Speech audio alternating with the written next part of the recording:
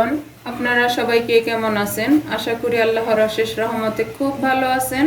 আমিও আলহামদুলিল্লাহ আপনাদের দোয়ায় ভালো আছি। আজকে একটা রেসিপি নিয়ে আসলাম, নোনা ইলিশ দিয়ে পুঁই শাক রান্না। এই নোনা ইলিশ পুঁই শাকের রান্নাটা এত টেস্টি হয় যা ভাষায় বলার মতো না। যাই হোক, আমি এই যে চুলাতে অলরেডি একটা ফ্রাই প্যান বসাই দিছি, চুলাটাও জ্বালাই দিছি। এখন আমি রান্নাটা শুরু করব। তো প্রথমত লাগবে আমার তেল। এখানে আমি 2 চামচ তেল দিব। বিসমিল্লাহির রহমানির রহিম।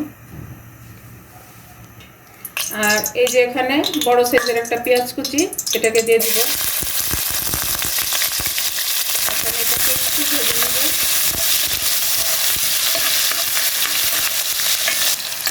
এই যে হালকা ভাজা হয়ে গেছে। এখন এখানে আমি একে একে সব মশলা দিয়ে দিব।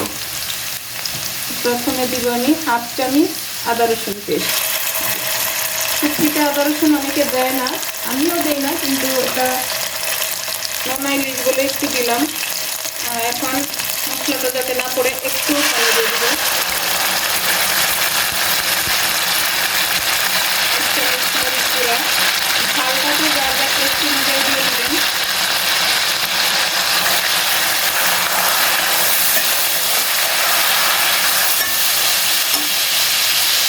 1 চামচ দেবো হলুদ গুঁড়া। এখানে ধনে জিরা কিছু দিব না, আমি একদম অল্প মশলায় রান্নাটা করে নেব, কিন্তু খেতে অনেক টেস্টি হয়। তো প্লিজ, কার কার আমার এই রান্নাটা পছন্দ হয় আমাকে কমেন্টসে জানাবেন। আর আমার এই ভিডিওটা প্রথম থেকে শেষ পর্যন্ত দেখার সবার কাছে আমার অনুরোধ রইল।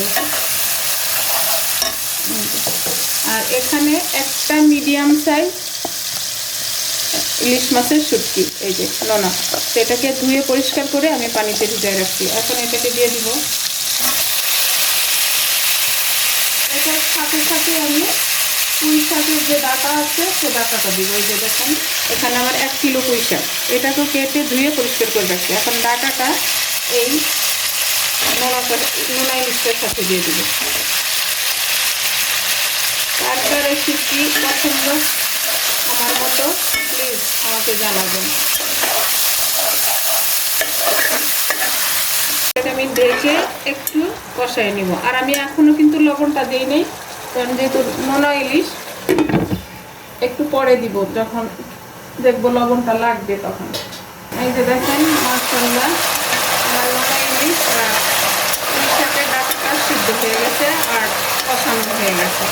এখন এই পর্যায়ে আমি দিব ছোট সাইজের 2টা আলু, এরকম ছোট সাইজ করে কেটে দিচ্ছি।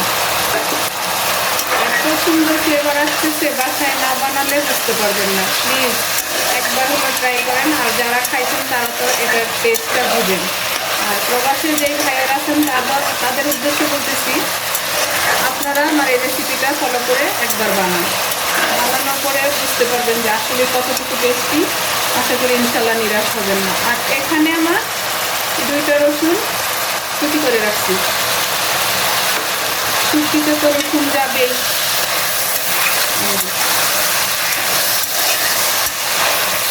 এখন আমি শাকটা দিয়ে দিব।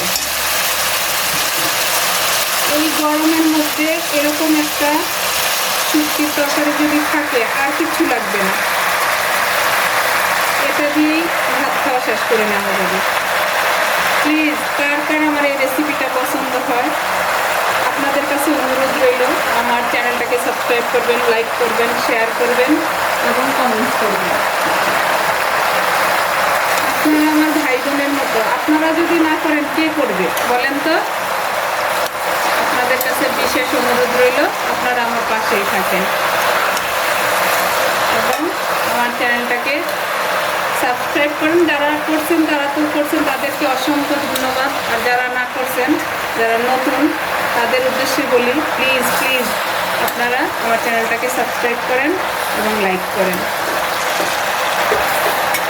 এখন এটাতে আর আমি পানি দিব না, এই শাকটা থেকে যতটুকু ঝোল উঠবে সেটা দিয়ে আমি রান্নাটা করব। এখন এটাকে আমি ঢেকে 10 মিনিট রান্না করব। এই যে আমি 10 মিনিট পরে আসলাম। মাশাআল্লাহ মাশাআল্লাহ, এত সুন্দর ফ্লেভার। আমার মেয়ে বলতে চামড়াটার গ্রামে খিদা লেগে গেছে।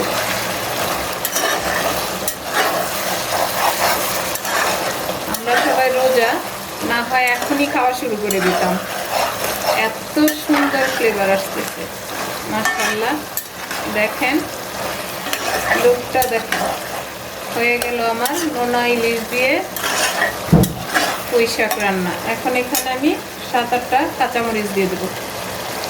কাঁচামরিচটা দিয়ে একটু মিশাবো হালকা, এটার ঝালটা ছড়াবে না, শুধু ফ্লেভারটা আসবে। তো প্লিজ আমার প্রিয় ভাই বোনেরা একবার ট্রাই করেন, আর যারা করছেন তারা তো জানেন এটার টেস্ট কেমন। এই যে হয়ে গেল আমার নোনা ইলিশ দিয়ে পুঁই শাক রান্না। এখন এটাকে আমি নামাই নিব, নামায়া সার্ভ করে আপনাদের সাথে শেয়ার করতেছি। এই যে দেখেন আমার প্রিয় ভাই বোনেরা, নোনা ইলিশ দিয়ে আমার পুঁই শাক রান্না করা হয়ে গেল। মাশাআল্লাহ মাশাআল্লাহ, যেমন ফ্লেভার তেমনি দেখতে সুন্দর। তো আমি এই যে আপনাদেরকে এইভাবে একটু দেখাই, কারণ আমরা বাসায় সবাই রোজা, যার কারণে খেতে পারলাম না, তাড়াতাড়ি পরে খাবো ইফতারের পরে ইনশাল্লাহ। তো কার কার এই আমার নোনা ইলিশ দিয়ে পুঁই শাক রান্না করা পছন্দ হলো প্লিজ প্লিজ আমাকে জানাবেন। তো যাই হোক, আজকে আমার নোনা ইলিশ দিয়ে পুঁই শাক রান্না শেষ হয়ে গেল। আমি আপনাদের কাছ থেকে বিদায় নিব, আবার নতুন কোনো রেসিপি নিয়ে আসবো। আল্লাহ হাফেজ।